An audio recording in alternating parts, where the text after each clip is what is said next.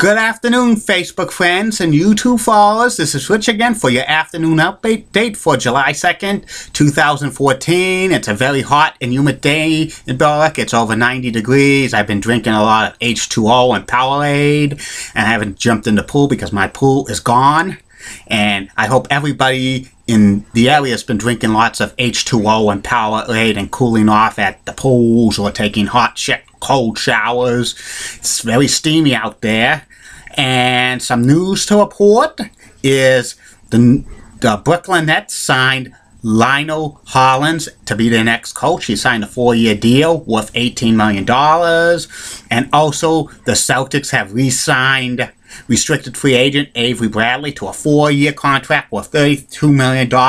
But that deal cannot be official until July 11th because that's the day that free agency opens in the NBA. They could start talking about new contracts July 1st and work out a deal, but nothing could be official until the 11th of July. This is a good move by the Celtics. Avery Bradley's kind of a building block for the rebuilding process, which may or may not include Rondo.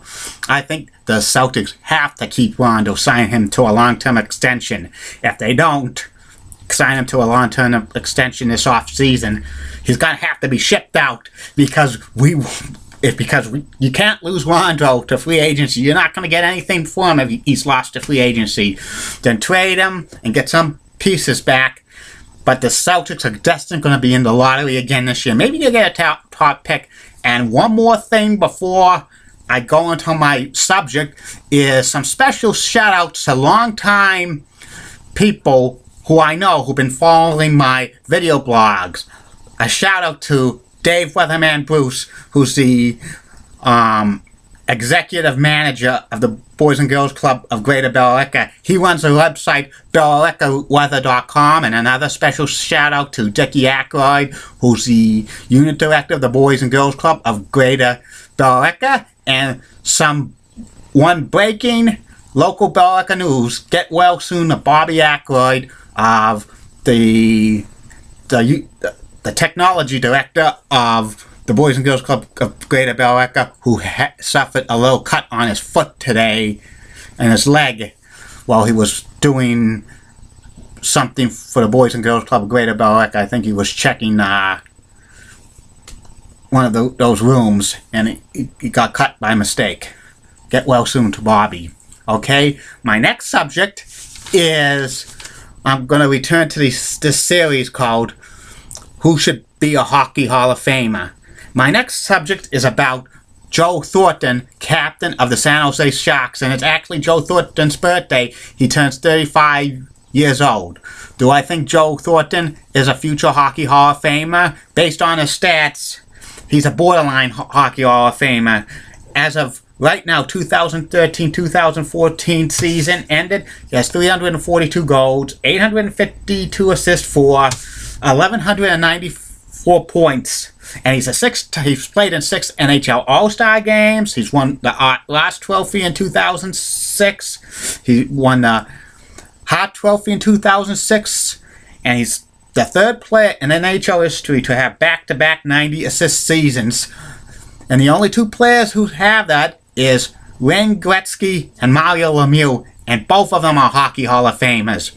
And Joe Thornton is on track to be that, but he's a borderline candidate because he's not won a Stanley Cup, and he has not been to the finals yet, as he's only had 2 100-point seasons. Joe Thornton started his career with the Boston Bruins. They started him off slowly. He was a #1 draft pick in the NHL in 1997. The first year they started him slowly. He was a 4th-line player. And then he gradually improved over time to become kind of a solid player. I think his time in Boston was pretty good, but I think the biggest mistake the Bruins made was name him captain in the middle of the 2002-2003 season.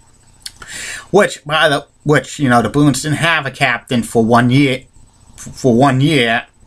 And their captain, Jason Allison, left after the 2001-2002 season. And, the Bruins didn't have a captain for 1 year, and then the coach named Thornton the captain, which I think it was pretty obvious he wasn't captain material for the Boston Bruins, because he was a good player, but he didn't perform in clutch time, especially in the playoffs in 2004 against the Canadiens, where he didn't have a single point, and it was stuff that he was playing on a broken rib, and he just didn't produce. When there was a lockout, he played in Europe, which he was pretty good, but when after the lockout came, he played poorly, and there was rumors the Bruins were going to strip him of the captaincy, and they traded him in the middle of 2005-2006 season to San Jose, and he had an unbelievable season with the Sharks. He won the Hart Trophy with them in 2006, and he's been producing pretty good for the Sharks, but the Sharks have not got over the hump for a Stanley Cup finalist. They haven't made the Cup finals in their history, and there's rumors about Joe Thornton being traded. I think he's going to be traded. I think he's either going to go to Detroit or the Maple Leafs or whoever. Then hopefully he could win a cup. If he wins a cup or gets a 1,000 assist, he's going to be a Hall of Famer. But it might take some time for him to get the Hall of Famer. But if he achieves either one of those two goals, he'll be a Hall of Famer, in my opinion. Yeah, I wish Joe Thornton could have been a great hockey player for the Bruins. He was, but he wasn't.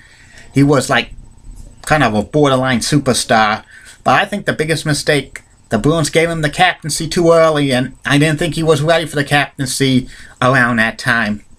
It happens a lot, but I think Joe Thornton will go into the Hall of Fame when his career's over. Maybe not on the first or second ballot, but he'll go on. I could guarantee you that. Well, I'll be back later in the night with one of these video blogs. Goodbye, Facebook friends and YouTube followers for now. Bye.